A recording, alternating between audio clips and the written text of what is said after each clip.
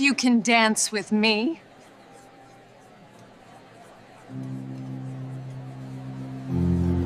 Veronica Sterling announced with cruel amusement as she gestured toward Darius Thompson in front of 300 of Manhattan's wealthiest elite gathered for the Sterling International Charity Gala. Her ice-blue eyes sparkling with malicious entertainment at the thought of watching a middle-aged janitor humiliate himself on the ballroom floor, while live cameras captured every awkward moment for the foundation's promotional materials. The grand ballroom of the Plaza Hotel fell into expectant silence as society's most powerful figures, hedge fund titans, tech moguls, pharmaceutical heiresses and real estate dynasties, turned their attention toward the black custodial worker who had been quietly clearing champagne glasses when the CEO's public challenge had transformed him from invisible service staff into unwilling entertainment for people whose yearly charitable tax deductions exceeded most families' lifetime earnings. "Ma'am, I'm working tonight," Darius replied quietly, his voice carrying the careful deference that 43 years of navigating white corporate spaces had taught him was essential for employment survival, even as something dangerous flickered behind his dark eyes. A flash of recognition that Veronica's challenge had awakened memories he had spent 5 years trying to bury. At 43, Darius possessed the lean, controlled physique of someone whose body remembered precision and grace, even after years of custodial labor, his movements carrying an unconscious rhythm that most people attributed to natural athletic ability, rather than recognizing the disciplined training that had once made him the most sought-after tango partner in 3 continents. "Oh, come now," Veronica pressed, her champagne-flushed confidence growing with the crowd's encouraging murmurs. "Surely our hard-working janitor can manage a simple waltz, or are you afraid you'll embarrass yourself in front of all these important people?" The laughter that rippled through the crowd was soft but cutting, the kind of polite cruelty that characterized charity galas where wealthy donors entertained themselves by demanding performance from the staff hired to serve them, treating human dignity as disposable amusement for people whose philanthropy came with expectations of gratitude and entertainment. "I don't think that's appropriate," Darius said, his voice remaining steady despite the familiar burn of humiliation that reminded him of every moment when his skin color had made him a target for people who viewed his presence as either threat or entertainment rather than professional competence.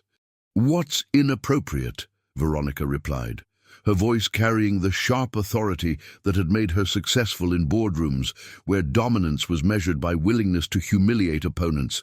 "Is a janitor questioning his employer's requests? Dance with me, or find a new job Monday morning." The ultimatum hung in the air like poison, creating the kind of moment where every person present understood that they were witnessing either casual cruelty or spectacular entertainment, depending on their capacity for empathy and their investment in maintaining social hierarchies that protected their comfort through others' degradation. For 3 heartbeats, Darius stood frozen by competing impulses, the survival instinct that warned him to decline and maintain his invisibility, and something deeper that his daughter Sophia's voice seemed to whisper across the years. "Papa, why don't you dance anymore? You used to be so beautiful when you danced." "All right," Darius said finally, his voice dropping to a tone that made several nearby guests step back unconsciously, recognizing something predatory in the way he moved as he set down his cleaning supplies. "Let's dance." What happened next would be replayed millions of times across social media platforms and analyzed by dance critics, sociologists, and cultural commentators, trying to understand how 30 seconds of movement could expose the toxic core of American class dynamics while demonstrating artistry that transcended every assumption about who deserved respect and recognition. The orchestra, sensing drama, shifted seamlessly into a sultry tango as Darius approached Veronica, with movements that transformed his entire being. the subservient janitor disappearing as his spine straightened. His steps found their rhythm, and his eyes locked onto hers with the intense focus of a predator who had suddenly remembered he was apex. "Wait," Veronica whispered, her confidence evaporating as Darius's hand found her waist with the precise positioning that indicated professional training. "I meant a regular dance, not—" But Darius was already leading her into the opening steps of a tango sequence that would have challenged professional dancers, his body remembering muscle memory that 5 years of denial couldn't eliminate, the way his frame created perfect tension, how his lead communicated intention through micro-adjustments of pressure and position, the fluid transition between steps that made gravity seem optional. The ballroom fell into absolute silence as 300 of society's most jaded observers found themselves witnessing artistry that rendered their wealth and status irrelevant. This was mastery so complete that even people who understood nothing about dance recognized they were seeing something extraordinary. Veronica, trapped in Darius's lead and moving through choreography her body couldn't resist, felt terror and exhilaration as he spun her through sequences that required trust she hadn't intended to give, her designer gown flowing around movements that were making her body remember why humans had invented dancing in the first place. "Who are you?" she gasped during a moment when their faces were inches apart, her usual composure shattered by the realization that she had challenged someone whose skill made her look like an amateur. "Someone you should have asked before you demanded performance," Darius replied, his voice carrying years of suppressed pride and pain as he led her through a final sequence that ended with her dipped low, her back arched in perfect submission to artistry that had transformed humiliation into dominance. The silence stretched for eternal seconds before applause exploded through the ballroom, not the polite charity gala clapping, but the thunderous recognition that occurred when people witnessed genius they hadn't expected to encounter at a tax-deductible social event. As Darius released Veronica and stepped back, returning to the quiet dignity that had masked his identity, the crowd's energy shifted from entertained superiority to uncomfortable awareness that they had just participated in something that revealed more about their assumptions than about his abilities. "Mr. Thompson," called a voice from the crowd. Elena Vasquez, the ballroom dance instructor who had been hired to provide lessons for the gala's younger attendees. "It's been 5 years since Buenos Aires. I wondered if I'd ever see you dance again."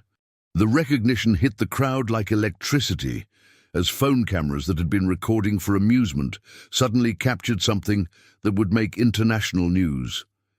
Darius Thompson, 3-time World Tango Championship winner, working as a janitor for the same people who had just demanded he dance for their entertainment.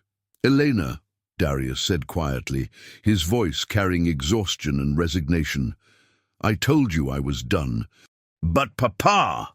came a 12-year-old voice from the service entrance where Sophia Thompson stood in her school uniform, having arrived to wait for her father's shift to end. "You never told me you were famous." The collision between Darius's hidden past and his carefully constructed present created a moment of reckoning that no one in the ballroom had been prepared for. Least of all, Veronica Sterling, who was beginning to understand that she had just humiliated someone whose talent exceeded anything in her privileged world. Some challenges reveal more about the challenger than the challenged, and sometimes the people we dismiss as invisible possess artistry that could teach us everything we never knew we needed to learn about grace, dignity, and the difference between power and mastery. The viral video that would ultimately destroy and rebuild multiple lives began uploading to social media platforms at 11:47 p.m. that same night, as charity gala attendees shared footage of the most incredible dance performance ever caught on camera, without understanding that they were broadcasting the professional assassination of a man who had spent 5 years hiding from the world that had once worshipped him. "Papa, my phone won't stop buzzing," 12-year-old Sophia Thompson said as she sat at their small kitchen table in Queens at 6:30 a.m., surrounded by homework and cereal, while notifications flooded her device with messages from classmates who had discovered that her father was trending worldwide with hashtags like "Your Janitor Tango" and "Your Hidden Talent." Darius stared at his own phone screen, showing the video that had already accumulated 2 million views, his chest tight with the familiar panic that had consumed him since the night in Buenos Aires when his partner Miguel had died in his arms after their celebratory motorcycle accident, the crash that had shattered Darius's left knee and ended both their careers in a single moment of joy that became lifetime tragedy. "Sophia, I need you to understand something about why I stopped dancing," Darius said, his voice carrying the careful control he had learned for discussing trauma without destroying his daughter's sense of security. "There was an accident 5 years ago that hurt people I cared about, and I decided that dancing reminded me too much of things I couldn't fix." "But Papa, in the video you look happy when you're dancing," Sophia replied, with 12-year-old directness that cut through adult rationalization like surgical precision. "Happier than I've ever seen you look when you're cleaning floors or emptying trash cans." The observation was both accurate and devastating, forcing Darius to confront that his grief had been visible to his daughter throughout years, when he had thought his sacrifice was protecting her from the complexity of loss and professional identity destruction. Meanwhile, Veronica Sterling was experiencing her own crisis as the viral video created professional complications that extended far beyond personal embarrassment to include board member questions about her judgment in publicly humiliating an employee whose talent made her company's cultural programming look pedestrian by comparison. "Veronica, the dance video has generated significant media attention that's raising questions about our employee relations and corporate culture," reported Communications Director Janet Morrison during their emergency morning meeting. "Several board members are asking why we didn't know about Mr. Thompson's professional background." "Janet, how are we supposed to know that a custodial worker was formerly an international dance champion?" Veronica replied, though her defensive tone suggested growing awareness that the viral moment had exposed institutional blind spots about employee recognition and human dignity that could damage Sterling International's reputation. "Ma'am, that's exactly the kind of statement that's getting quoted in articles about corporate class discrimination," Janet continued, her voice carrying diplomatic concern about public relations damage that could affect both stock value and charitable foundation credibility. The media analysis was both professionally accurate and personally threatening, since Veronica's public humiliation of Darius was being interpreted as symbolic of broader American economic inequality and corporate disrespect for working-class dignity. As news outlets began investigating Darius's background and discovering the tragic circumstances that had ended his dancing career, the story evolved from viral entertainment into serious journalism about grief, class mobility, and the invisible expertise that existed throughout service industries where qualified professionals worked for survival rather than career fulfillment. Mr. Thompson was one of the most celebrated tango dancers of his generation until a motorcycle accident in Buenos Aires killed his dance partner, Miguel Santos, and left Thompson with injuries that ended his performing career, reported CNN's cultural correspondent during the noon broadcast that Sophia watched from her school's library. Sources close to Thompson say he has been working custodial jobs for the past 5 years, while raising his daughter as a single father, having been abandoned by his wife when she learned that his dancing career was permanently over. The revelation about her mother's abandonment hit Sophia like physical violence, not because she didn't remember her mother leaving, but because she had never understood that her father's changed circumstances had been the reason for their family's destruction. "Papa never told me Mama left because he couldn't dance anymore," Sophia whispered to herself, her 12-year-old heart breaking with adult understanding of how economic catastrophe could destroy marriages and force good people into work that didn't match their qualifications or dreams. Over the following hours, as media attention intensified and Darius received interview requests from major networks, dance companies and documentary filmmakers, he faced the impossible choice between maintaining the privacy that protected his grief and accepting opportunities that could transform both his and Sophia's circumstances.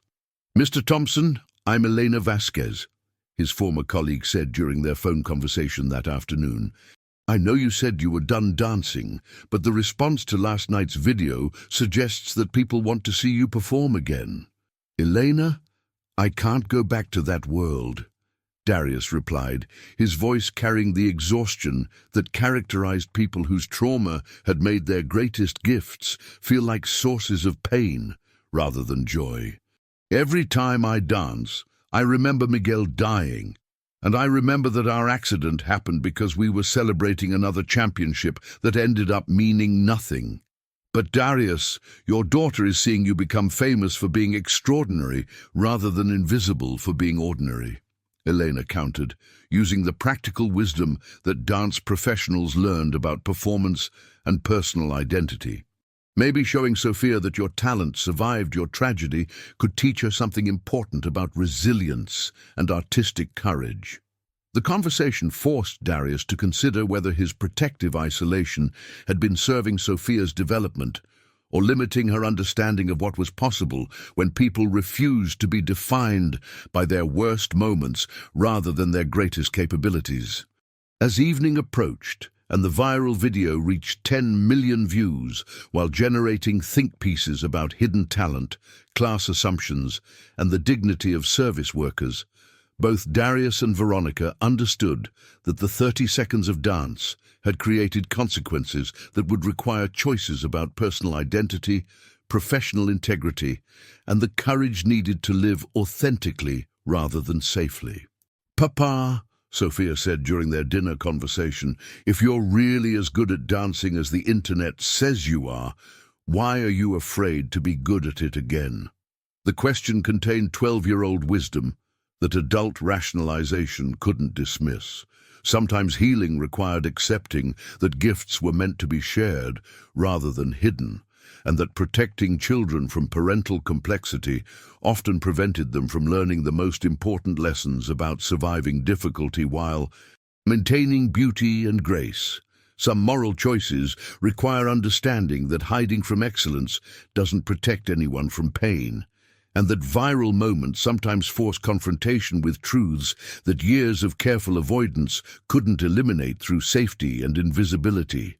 7 days after the viral video had transformed Darius Thompson from invisible janitor into international sensation, with 15 million views and interview offers from 3 major networks, he stood in the emergency room at Mount Sinai Hospital at 3:42 a.m., holding Sophia's hand while doctors explained that her collapse during ballet class had been caused by severe anxiety and malnutrition that suggested she had been secretly restricting food intake for months.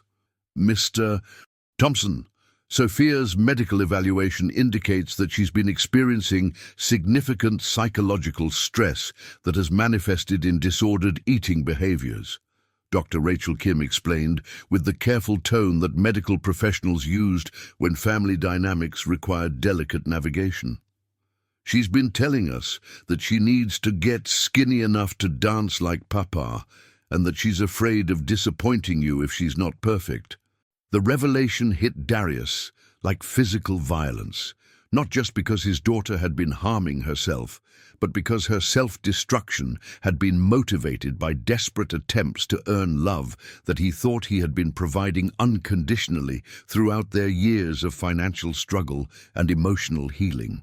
"Sophia, baby, why didn't you tell me you wanted to dance?" Darius whispered, his voice breaking as he processed that his protective silence about his career had created family secrets that had nearly killed his daughter through anxiety and perfectionism that 12-year-old minds couldn't process safely. "Because you always look sad when people talk about dancing," Sophia replied weakly, her small voice carrying years of observing adult pain that children weren't equipped to understand or resolve. "And because Mama left when you stopped being famous, so I thought maybe if I got good enough, you wouldn't be sad anymore." The child logic was both heartbreaking and terrifyingly accurate, revealing how his grief management had taught Sophia that artistic excellence was connected to parental love and family stability in ways that made her body seem like an obstacle to earning affection rather than a source of natural capability and joy. Meanwhile, Veronica Sterling was experiencing her own crisis as the viral video's continued circulation had attracted investigation from her brother Bradley, whose text messages had escalated from family concern to barely concealed blackmail about corporate liability and family reputation that could destroy both her career and their father's charitable foundation. "Veronica, we need to discuss the damage control necessary for your public humiliation of an employee," Bradley Sterling wrote in the message that arrived while she was reviewing quarterly reports at 11:30 p.m. "The board is asking questions about your judgment, and I'm not sure I can protect you from the consequences of your behavior much longer."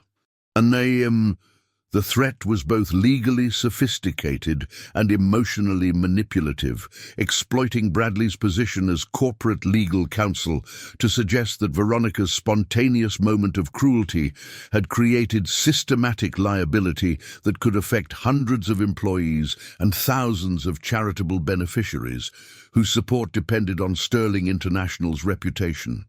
"Bradley, the dance video has actually generated positive media coverage about hidden talent and second chances," Veronica replied, though her defensive tone suggested growing awareness that family dynamics were creating professional vulnerabilities that extended beyond public relations management.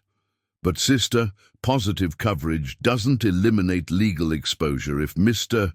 Thompson decides to pursue workplace harassment claims," Bradley continued, using fear-based logic to maintain control over family relationships that had always been complicated by competition for parental approval and corporate inheritance. The manipulation was both predictable and effective, since Veronica had spent 35 years seeking validation from family members whose love seemed conditional on maintaining social hierarchies that protected their wealth and status through others' deference and gratitude. As Sophia's medical team recommended intensive outpatient treatment for anxiety and disordered eating, while the viral video's fame created opportunities for Darius to return to professional dance instruction, both father and daughter faced choices about healing that would require accepting help from people whose expertise challenged their family's carefully maintained independence. "Mr.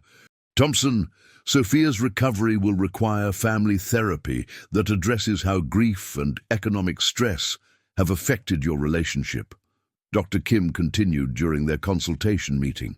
"Additionally, her anxiety about dance and perfection suggests that your artistic background has become associated with trauma rather than joy for your family."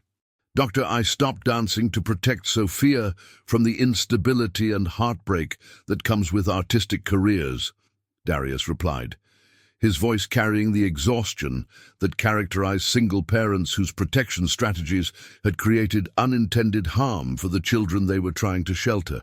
"But Mr. Thompson, hiding your talents and career history has taught Sophia that excellence is dangerous and that artistic ability should be concealed rather than celebrated," Dr. Kim countered, providing clinical perspective on family dynamics that contradicted Darius's assumptions about protective parenting.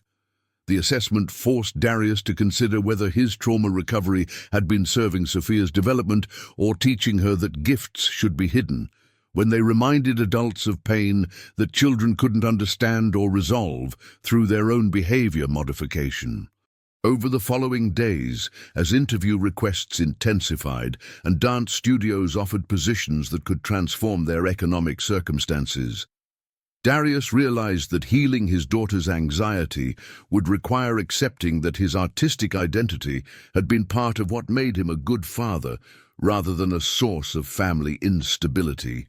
"Papa, the lady on TV said you used to travel all over the world dancing," Sophia said during one of their hospital conversations, her voice carrying 12-year-old curiosity that had been suppressed by years of protecting her father from topics that seemed to cause him pain. "Yes, baby. Miguel and I performed in Argentina, Spain, Italy, and Japan," Darius replied, using his partner's name for the first time in years, while recognizing that Sophia deserved to know about the relationship that had shaped her father's identity, before tragedy had redefined their family structure. "Was Miguel like family?" Sophia asked with the directness that children used when adult explanations seemed incomplete or emotionally complicated. "Miguel was my best friend and dance partner for 8 years, Darius explained, providing factual information while allowing Sophia to process the significance of relationships that had existed before her birth, but continued affecting their family dynamics. The conversation represented the beginning of emotional integration that had been postponed by protective silence, as both father and daughter began acknowledging that artistic excellence and personal loss could coexist without destroying family stability or conditional love. As Sophia's medical team developed treatment protocols, while media attention created professional opportunities that could address their economic vulnerability, both participants understood that healing often required accepting that protecting children from complexity sometimes prevented them from learning resilience and joy that came from sharing rather than hiding family strengths. "Mr. Thompson, recovery for both you and Sophia will involve accepting that your artistic gifts can bring joy rather than only reminding you of loss," Dr. Kim concluded during their family therapy session. "Sometimes protecting children from parental complexity actually prevents them from learning the most important lessons about surviving difficulty while maintaining beauty and purpose. Some sacrifices require understanding that hiding excellence from children doesn't protect them from understanding pain, and that healing often involves accepting that gifts are meant to be shared rather than buried beneath grief that mistakes isolation for safety and secrecy for love." 2 months after Sophia's hospitalization had forced Darius to confront how his protective silence about dance had nearly killed his daughter through anxiety and malnutrition, Elena Vasquez arrived at their Queens apartment, carrying a proposal that would challenge every assumption both father and daughter had developed about artistic career safety and family stability during years of economic survival and trauma avoidance. "Darius, I've been contacted by the Lincoln Center's community outreach program about developing a dance therapy initiative for families dealing with grief and economic stress," Elena said, as she reviewed materials in their small living room that had been transformed by Sophia's recovery art therapy projects and medical appointment schedules. "They want you to lead the program because your story demonstrates how artistic excellence can survive trauma while helping others process loss." Darius felt the familiar tension between opportunity and protection that had characterized every decision since Miguel's death. Uncertain whether returning to professional dance environments would support Sophia's healing or expose her to artistic pressure that could trigger her anxiety and perfectionism patterns that had recently required intensive medical intervention. "Elena, I appreciate the opportunity, but Sophia's recovery has to be my primary concern," Darius replied, using the careful prioritization that single parents learned for managing competing demands on time and emotional energy.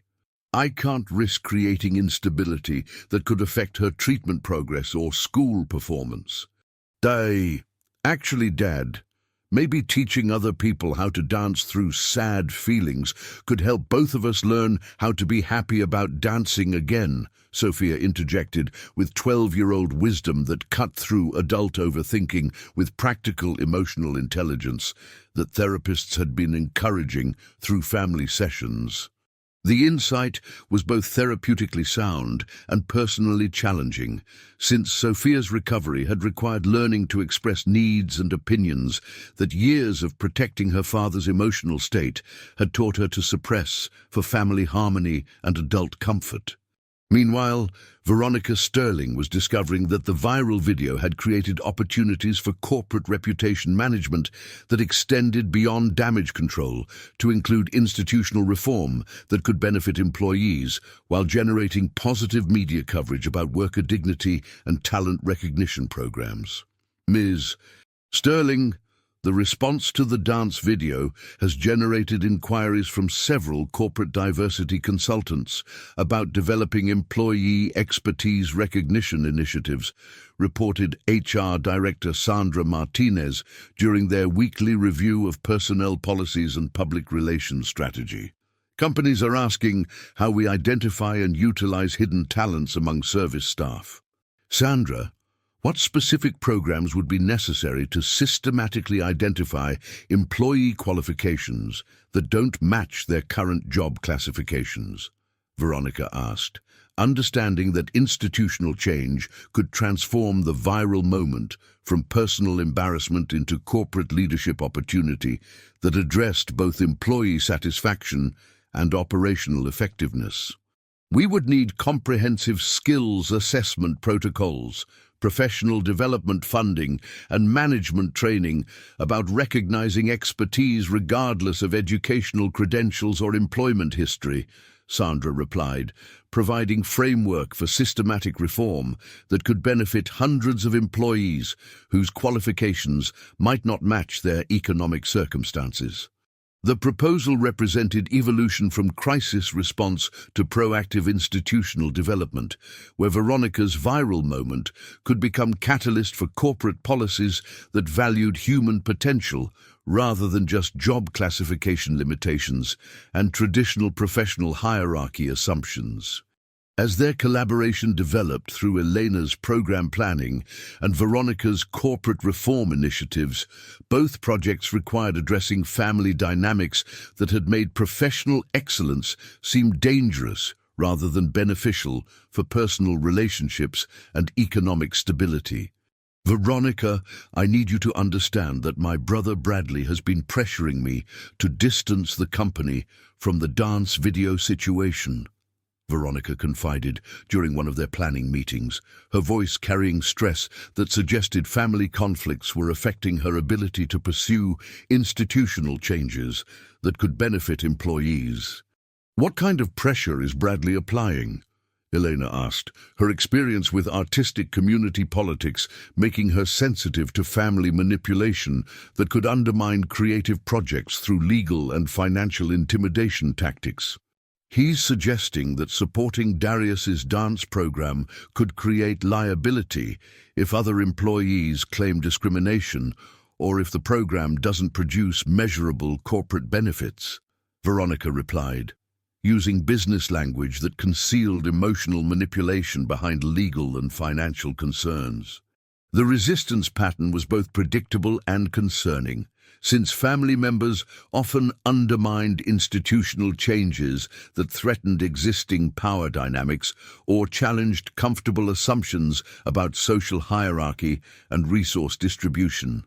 Over the following weeks, as Sophia's therapy progress enabled her to begin dance classes that focused on joy rather than perfection, while Darius developed curriculum for grief-informed artistic instruction, both participants discovered that healing often required community support rather than individual struggle against trauma and economic limitations.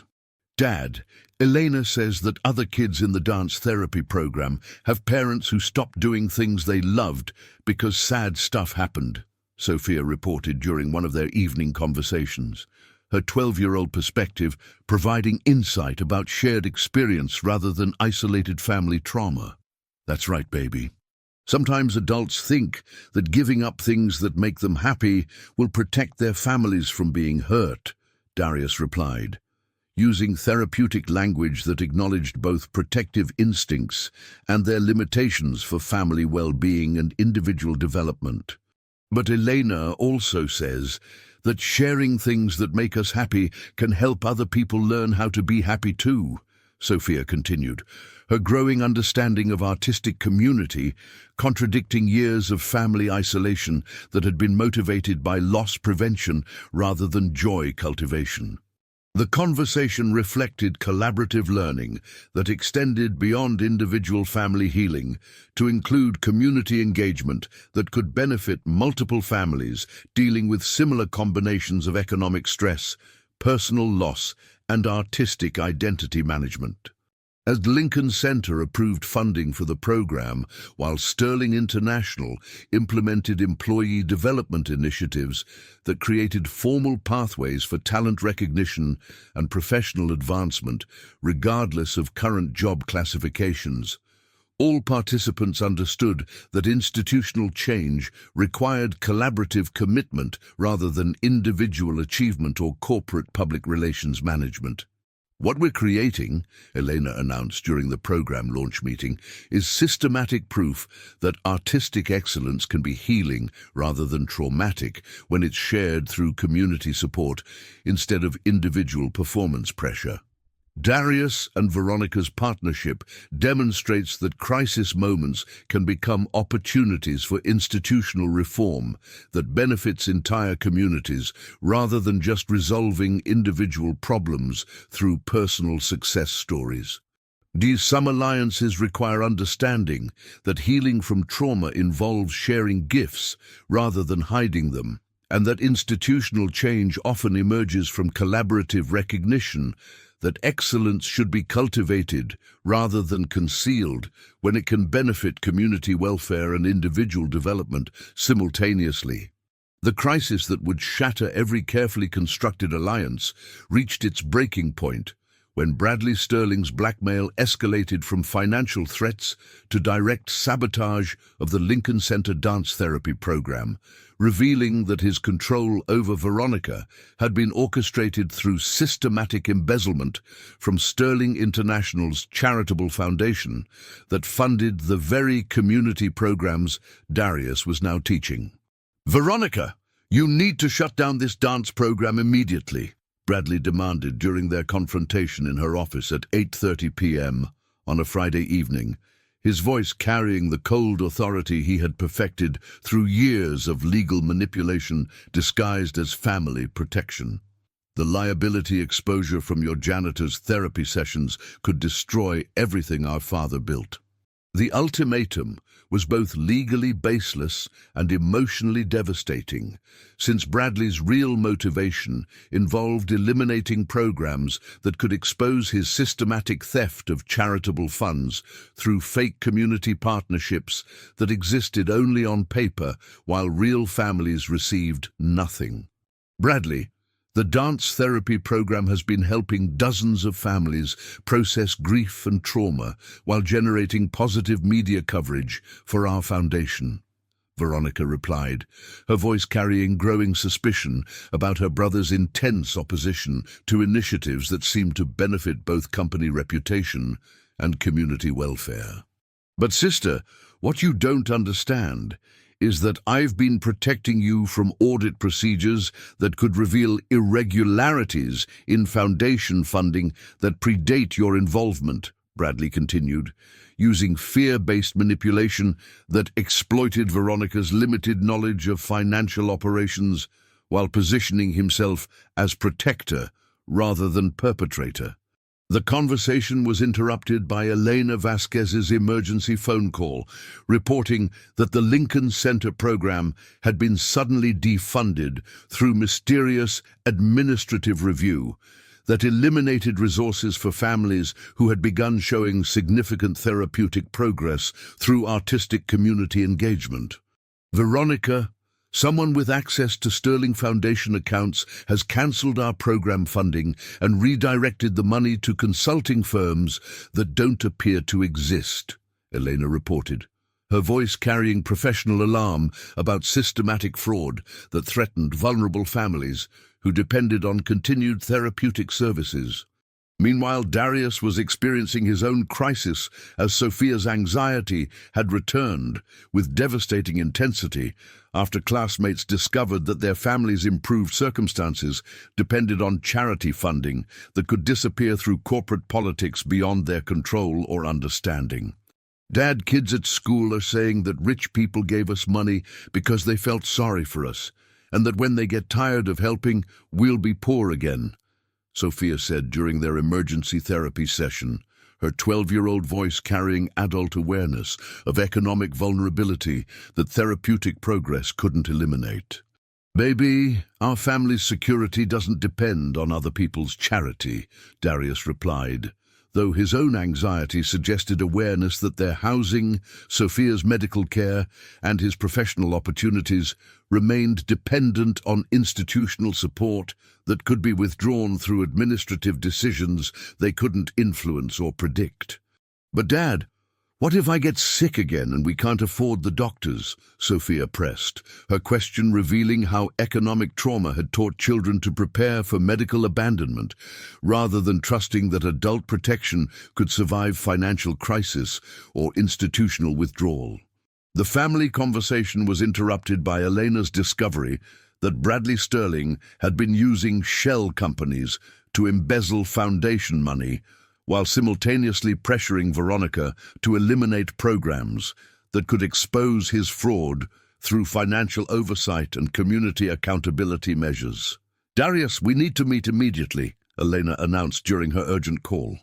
"I've discovered that the program defunding is connected to systematic theft from the Sterling Foundation, and Bradley has been threatening Veronica to prevent investigation of missing charitable funds."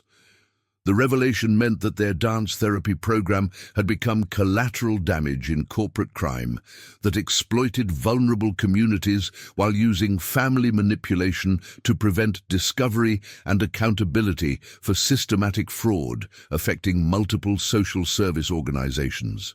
As evidence accumulated that Bradley's opposition to employee recognition and community programs represented criminal activity rather than legitimate business concerns, both Darius and Veronica faced choices about confronting corruption that could either expose the truth or destroy their careers through retaliation and legal intimidation.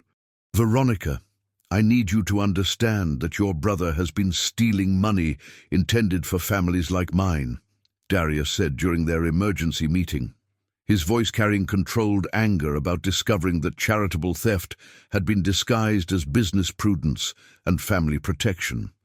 "Darius, that's an extremely serious accusation that could destroy my family if it's not accurate," Veronica replied, her voice carrying the conflict between institutional loyalty and growing evidence that her trust had been systematically exploited for criminal purposes. "But Veronica, the financial records show clearly that foundation money has been diverted to companies that exist only to launder charitable funds while families receive nothing," Elena interjected, providing documentation that made denial impossible despite family emotional complications. The confrontation was complicated by Bradley's escalation to direct threats against Sophia's medical care and Darius's custody arrangement if they continued pursuing investigation that could expose systematic embezzlement and foundation fraud affecting multiple community organizations. Mr. Thompson, continuing to make accusations about Sterling family business could affect your daughter's access to specialized medical treatment, Bradley warned during their phone conversation, using Sophia's health needs as leverage for maintaining silence about criminal activity. "And Ms. Vasquez, dance therapy programs depend on foundation funding that could be eliminated if false accusations damage Sterling International's charitable partnerships and community relationships." The intimidation tactics were both legally sophisticated and morally reprehensible, exploiting vulnerable families' medical needs and artistic communities' funding dependence to protect systematic theft from charitable resources intended for community welfare and social service provision. As the confrontation reached its peak with Bradley threatening to eliminate all community programs, while Sophia's anxiety required immediate therapeutic intervention that insurance might not cover if foundation support disappeared, all participants understood that protecting vulnerable families often required accepting personal risks that could either expose truth or destroy the very resources people needed for survival. "Elena, we need to document everything before Bradley can destroy the financial evidence," Darius announced during their crisis planning meeting. "Even if it means risking Sophia's treatment and my custody arrangement. And Veronica, this is your choice between family loyalty and institutional integrity," Elena added, recognizing that corporate reform often required individuals to choose between personal relationships and community welfare when family dynamics enabled systematic harm. Some confrontations require understanding that protecting communities from systematic exploitation often involves accepting personal risks that could either expose criminal activity or destroy the resources that vulnerable families depend on for survival, medical care, and therapeutic support that can't be replaced through individual courage or moral principles alone.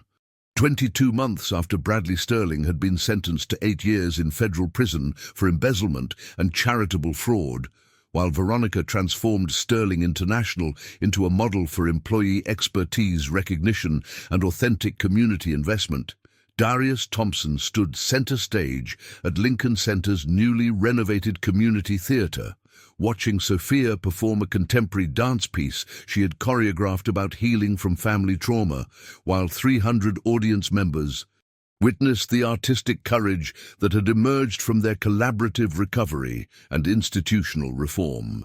The performance was both personally meaningful and professionally significant, since Sophia's choreography had been selected for the National Youth Arts Festival based on its innovative integration of therapeutic dance principles with classical technique, demonstrating that artistic excellence could emerge from community healing rather than individual competition and perfectionism that had nearly destroyed her health.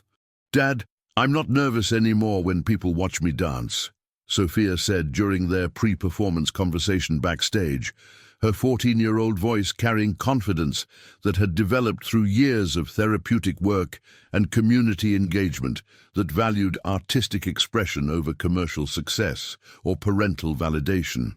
At 45, Darius possessed the kind of integrated professional identity that characterized artists who had successfully transformed personal trauma into community service, directing Lincoln Center's trauma-informed dance programs while maintaining his own performance practice that honored Miguel's memory through teaching rather than competitive achievement. "Maybe what I've learned through watching you grow is that dancing becomes healing when it's shared with people who understand that art can help process difficult feelings," Darius replied, using language that acknowledged both their family's journey and the broader community that had supported their recovery and professional development. "And what I've discovered is that the accident with Miguel wasn't something I needed to hide from you. It was something we could learn from together about surviving loss while keeping the beautiful parts of what we loved." The conversation reflected family integration that had emerged through years of therapy, community engagement, and collaborative artistic practice that valued emotional honesty over protective silence that had previously created anxiety and isolation for both father and daughter.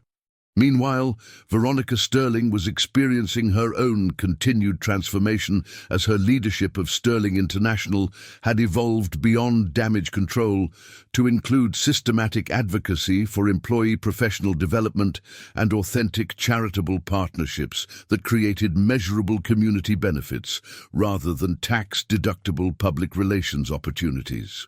Veronica, the Employee Expertise Recognition Program has resulted in 37 internal promotions and 12 new community partnerships that have improved both operational effectiveness and social impact. reported Chief Operating Officer Sandra Martinez during their annual review of institutional reforms and community engagement outcomes. Additionally, the authentic charitable partnerships have generated more positive media coverage and stakeholder confidence than our previous tax-deductible events because community members are providing testimonials about actual benefits rather than just appreciating corporate donations. The assessment confirmed that institutional change had created sustainable improvements for both employee satisfaction and corporate reputation, while generating measurable community benefits that transcended charitable marketing and social media engagement strategies. Sterling International became a case study for business schools, teaching courses on employee development and community engagement, while Darius's programs were replicated by cultural institutions across the country. Both leaders understood that systematic reform required ongoing commitment rather than crisis response or individual success stories.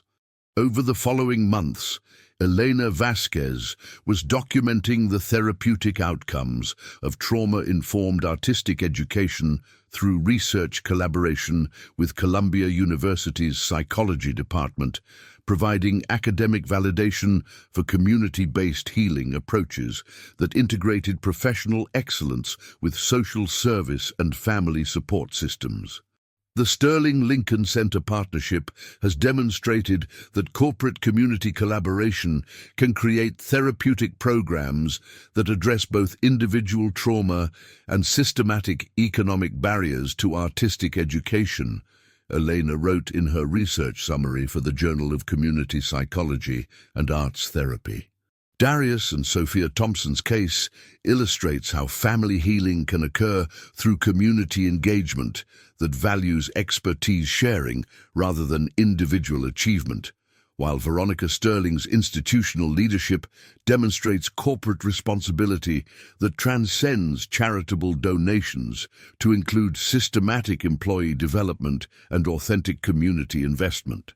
The academic documentation provided evidence that collaborative approaches to trauma recovery created benefits for individuals, families, and institutions while generating replicable models for community-based healing that could be adapted across different cultural and economic contexts.